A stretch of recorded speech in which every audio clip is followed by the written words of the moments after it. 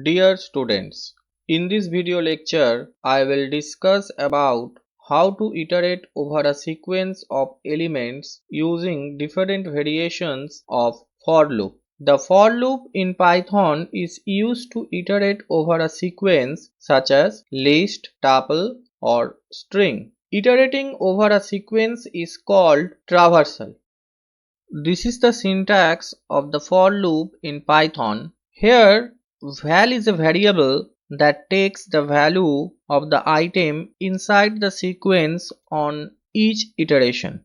This loop continues until we reach the last item in the sequence. The body of for loop is separated from the rest of the code using indentation. So here you can see the body is indented from the for statement. So here you can see there is a tab or 4 spaces. Now let us consider an example. Consider we have a sequence. For example, we have a list 1, and the elements of this list are 2, 5, 8 and 10. You can check the type of the variable list 1, and as you know, this will obviously show you list. If you don't know about Python list, then I have a separate video on Python list. The link is given in the I button above and in the description of this video. Now suppose you want to traverse through all the elements in the list 1. For that we can use for loop in Python. So here is the code. For item in list 1, then put a colon, and here you need to keep in your mind the indentation. This is very much important in Python. If you don't indent the statement under the for loop, then it will not be considered under the for loop. So here you can see the indentation of 4 spaces is required in Python. This is very much important in Python. And now if you execute this for statement, then the items in the list 1 will be printed like this. So here you can see the first item is 2 because 2 is the first element in list 1, and then the consecutive elements in list 1 are also printed. So this is the way you can traverse through a list, which is a sequence, in Python using for loop. You can also traverse through the elements in list 1 using an indexing variable like this. For that you need to use the range function available in Python. You already know that len of list 1 will give you the length of list 1. That means the number of items present in list 1. And here you already know that list 1 contains 4 elements. So len of list 1 will show you 4. Now if you pass this output to a range function, then it will create the numbers starting from 0, then 1, 2, 3 up to 3.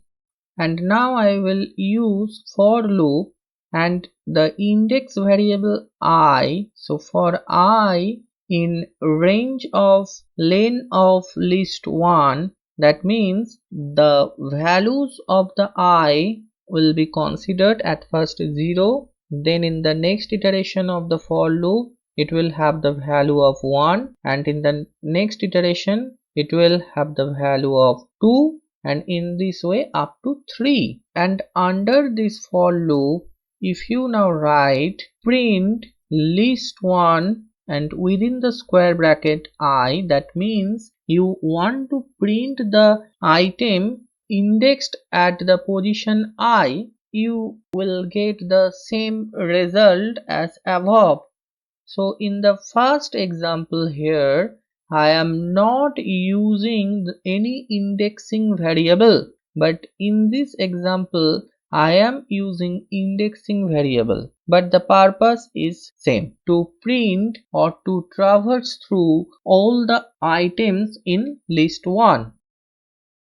Now I will show you another example, and in this example I will show you how to traverse through a string.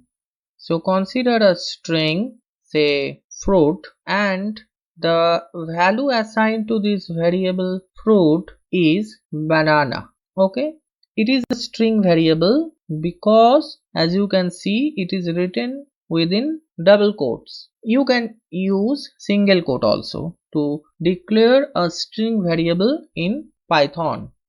Now if you want to traverse through all the characters in the string variable fruit, that can easily be done using the for loop in Python. Suppose for ch stands for character in fruit, and if you now print the variable ch, then it will show you all the characters present in the string variable fruit. So here is the output of this for loop, b then a, and in this way all the characters in the string variable fruit is printed here. Now consider another example. In this example I will show you how to use the break keyword within a Python for loop.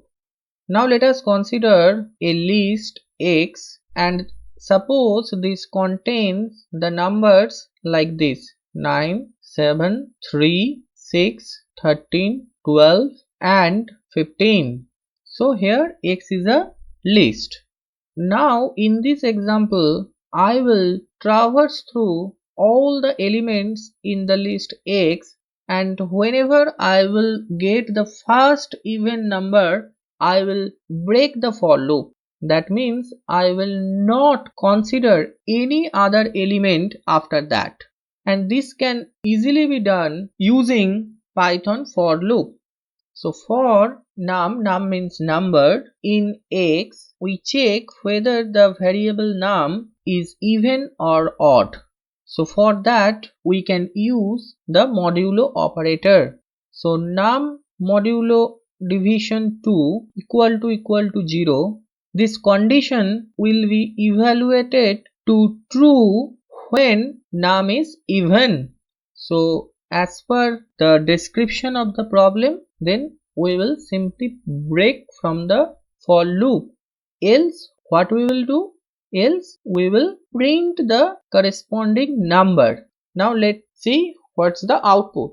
So as you can see here that 9 is printed because 9 is odd number. Then 7 is also printed because 7 is also odd number. Then 3 is also printed because it is also an odd number. But when it encounters the first even number, that is 6 here, then this if condition, that is 6 modulo division 2 is equal to 0, and this break statement is executed, and then the rest of the items, that is 13, 12 and 15 are not executed because it is already out from the for loop due to this break statement here. So in this way you can incorporate the break keyword in for loop. Now I will show you how to use continue keyword under a for loop block. Now let us again consider the list X, which contains these 7 elements. Now the purpose is to print all those elements in X which are odd. So whenever we encounter any even number like 6 or 12, we ignore them. We will not print them. This can be easily done in for loop using the continue keyword in Python. So for num in X, if num modulo division 2 is equal to 0, then instead of using the break statement like above, here we will use the continue statement. So whenever we encounter an even number in the list X, we will do nothing, and otherwise we will print num.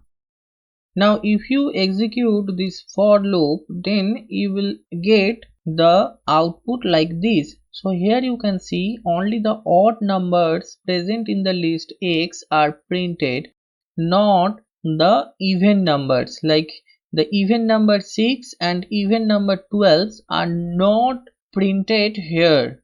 So here the continue statement ignore all the consecutive elements after this, and the next iteration of the for loop is started. Now I will discuss about nested for loops in Python. Nested for loops means a for loop under another for loop. Let us consider an example.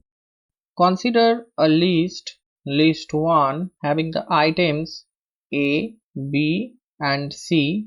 A, B, C are strings, and consider another list, say list 2 contains the elements 1, 2 and 3. And now write an example of nested for loops. For X in list 1, for Y in list 2, and here you notice the indentation. So here is an indentation, and then here two indentations are there. Print X comma Y. This will show you the outputs like this. In the first iteration of the outer for loop, the value of X will be A, and then the inner for loop will iterate over all the items present in list 2. So the output is A1, A2, A3, and this will continue for the other values of list 1 and list 2.